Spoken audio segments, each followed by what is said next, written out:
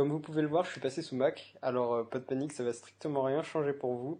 La seule petite différence, c'est que vous allez me voir coder sous Atom au lieu de coder avec Notepad++.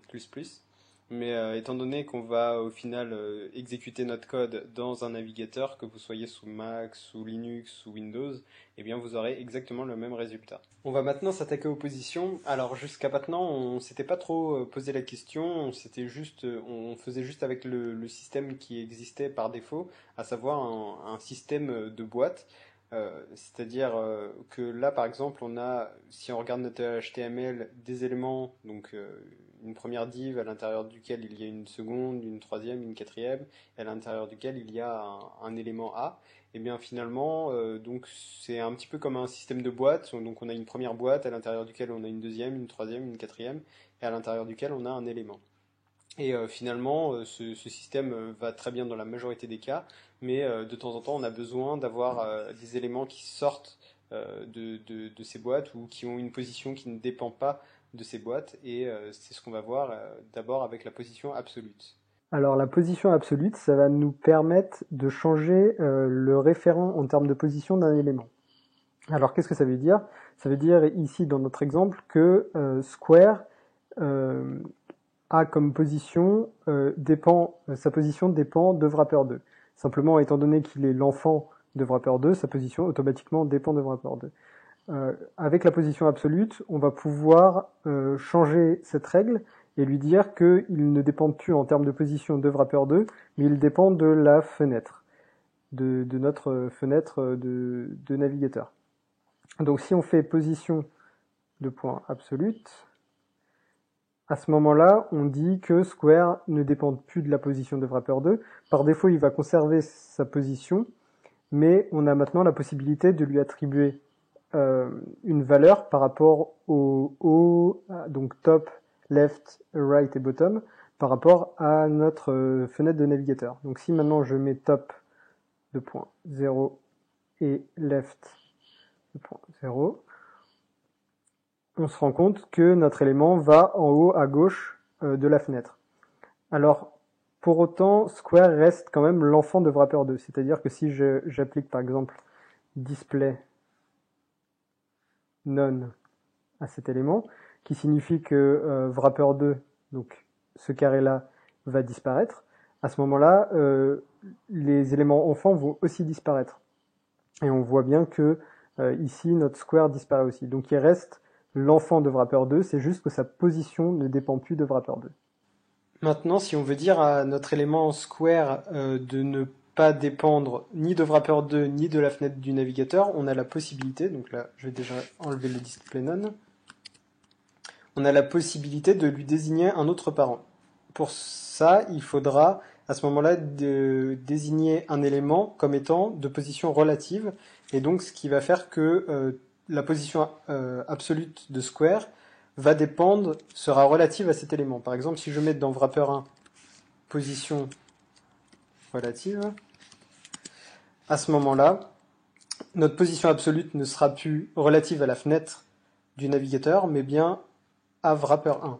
Ce qui signifie qu'ici, on aura notre élément qui sera, vous voyez, en 0, 0. Vu que j'ai laissé top et left 0, il se positionnera par rapport à wrapper1. La dernière position qu'on va voir dans la série Basics, c'est la position fixed. Alors, la position fixed, en fait, va nous permettre de fixer un élément par rapport à la fenêtre du navigateur et pas par rapport à la page web. Alors, qu'est-ce que je veux dire par là? Jusqu'à présent, par exemple, on avait square, donc top 0, 0. Ici, je vais enlever la position relative. Ici, on avait notre square qui, en fait, se positionnait en 0, 0 par rapport au site web et pas par rapport à la fenêtre. Donc, si je défile, par exemple, eh bien, il reste bien en 0, 0 par rapport à notre site web. Avec la position fixed,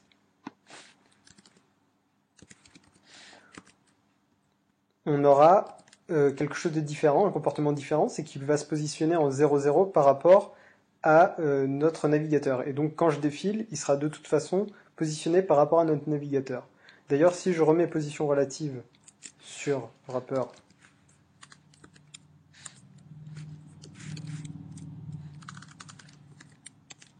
sur wrapper 1, à ce moment, on voit que ça ne change rien, simplement parce que de toute façon, la position fixe est forcément par rapport à la fenêtre du navigateur. Alors, c'est une position que vous avez forcément déjà vue. Si vous avez un doute pour ça, c'est très simple. C'est quelque chose de très utilisé. Par exemple, si je fais ceci, ceci,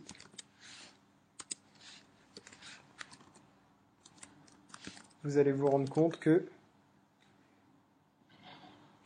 tac, oui, forcément là, vous avez Wiz. C'est quelque chose que vous voyez très souvent dans les sites web pour avoir par exemple un menu qui va rester en permanence en haut de votre page web. Alors avant de parler tout de suite du Z-index, n'hésitez pas à regarder plusieurs fois cette vidéo, c'est quand même des notions assez complexes qu'on ne comprend pas forcément du premier coup. Si vous comprenez tout du premier coup, tant mieux, mais sinon n'hésitez pas à revenir dessus. Donc le Z-index, alors pour illustrer le Z-index, ce que je vais faire c'est que je vais rajouter deux carrés, donc square 2 et square 3. Je vais renommer celui-ci A. Voilà.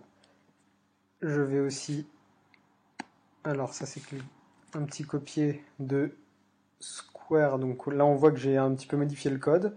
J'ai fait square, square 2, square 3, auquel j'ai attribué des tailles différentes. Donc on voit 70, 70, 50, 50 et 100, 100. Avec des couleurs différentes, bleu, yellow, red. Et ici, on voit que j'ai donc fait dièse square 1, dièse square 2, dièse square 3, auquel j'ai attribué à chaque fois position absolue et top 0, 0. Donc ça veut dire qu'on peut mettre plusieurs éléments à la suite et leur attribuer une valeur commune.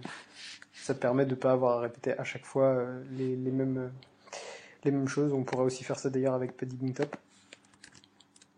Et donc là, ça va nous faire ceci. Donc on a un carré rouge, enfin un presque carré rouge.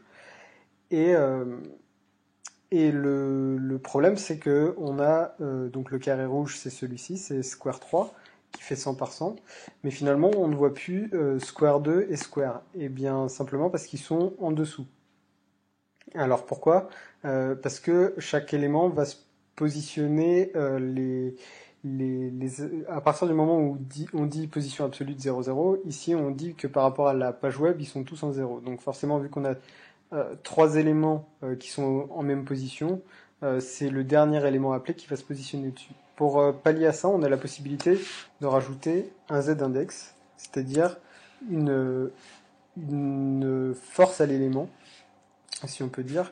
Donc pour ça, il faut faire Z-index de points.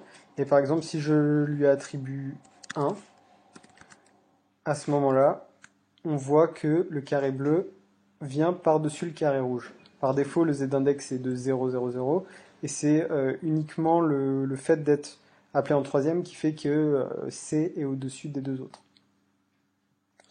Donc si on veut maintenant faire que 1 soit au-dessus de 2, qui soit au-dessus de 3, ou plutôt même, on va plutôt faire en sorte que 2 soit au-dessus de 1 et qui est au-dessus de 3, eh bien il va falloir faire Z-index, un Z-index plus fort. Donc par exemple ici 2, et on aura B au-dessus. Et donc on a bien les trois éléments les uns en dessous des autres.